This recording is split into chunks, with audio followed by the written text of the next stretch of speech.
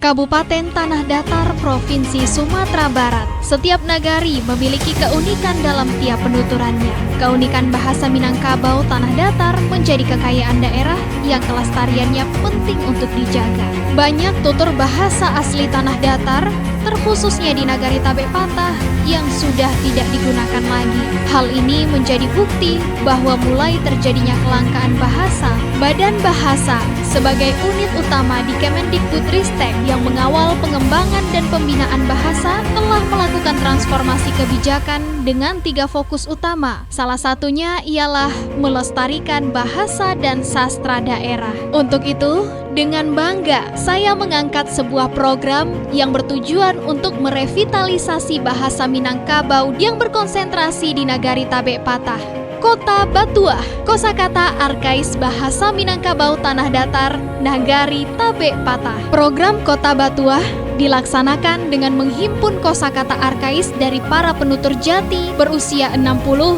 hingga 75 tahun. Tokoh yang berperan di pemerintahan nagari, Nini Mama Alim Ulama dan Bundo Kanduang. Kosakata yang berhasil dihimpun, dikenalkan dan diajarkan kepada siswa MTS Negeri 3 Tanah Datar dengan pola pembelajaran yang menyenangkan dan menggunakan media permainan teka-teki silang. Saya juga memanfaatkan media sosial Instagram sebagai media demonstrasi kepada khalayak ramai agar mengetahui bahasa asli Nagari Tabek Patah.